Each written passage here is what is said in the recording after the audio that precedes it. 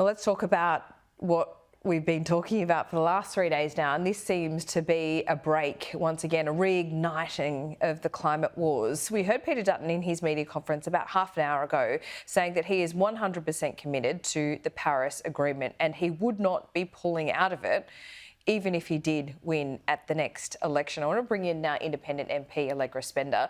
Allegra, thanks so much. This is obviously really key for you because your platform at the last election, having won the seat of Wentworth, was the number one issue was climate change.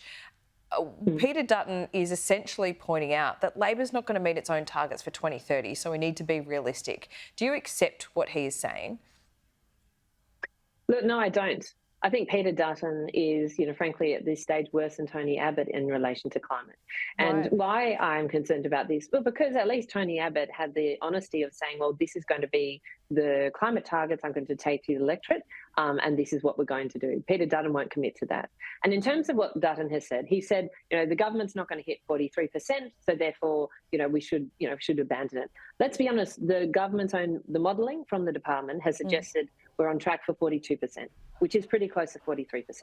We have 6 years to hit to hit these targets. Now, I think we need to do more to make sure we're on track and actually hit 43%.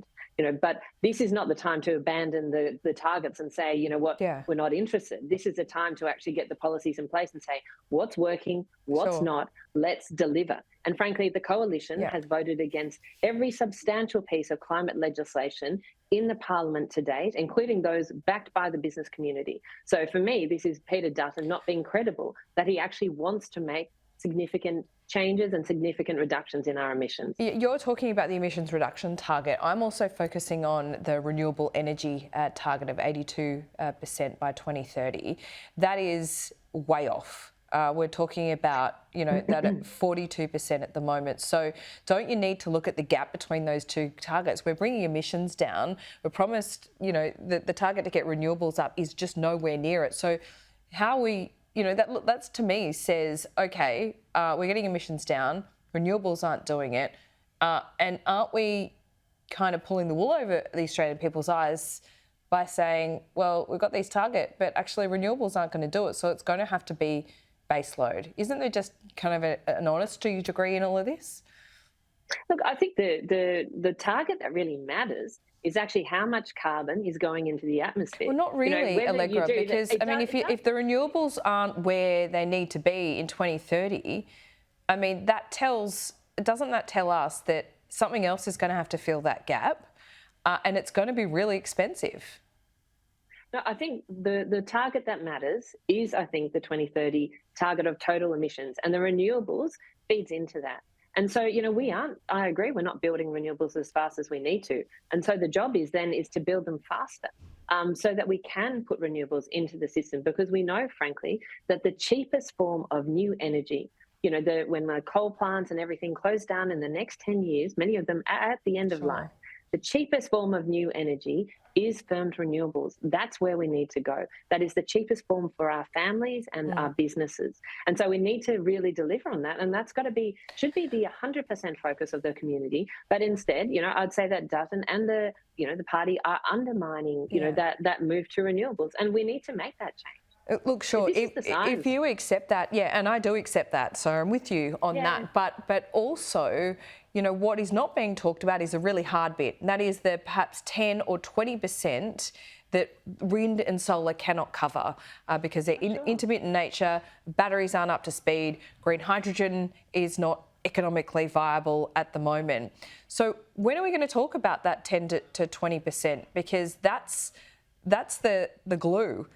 You can't just ignore that, because otherwise the whole energy system collapses, doesn't it? And for me, this is why we're talking about a transition. Not, I've never been one of those people, turn them off tomorrow, let's go ahead. I'm saying this is a transition, absolutely. We do have states, South Australia, Tasmania and the ACT that are already, at meeting that 80% renewables. But I'm not saying get to 100% by 2030, because frankly, we don't. But they're also relying on baseload power from the other East Coast markets in other states as well. Look, there's a combination piece. We have to make this work together. It is a transition. It's not easy. It's not simple. And frankly, it'd been great if we had started 15 years ago, but we haven't. But we are making progress. And in sense of, in terms of the renewables, we're now just under 40% renewables across the East Coast grid.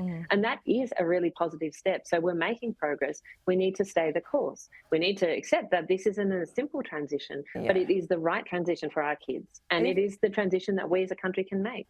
Look, I think that most people accept that, but when you get into the detail, it's a little bit more complicated. I know you know that, Allegra, but when we talk, if I could bring it back to Peter Dutton and the 2030 target, he's probably right that we're not going to meet it. And I don't want to just talk about the 42 v 43%, but you've got to look at the renewables aspect of it. And actually, there's a UN report that says, in fact, no G20 nation is currently on the right trajectory to meet those targets. So we're not alone in all of this. I'm just trying to work out what the big problem is in highlighting that we're probably not going to get there.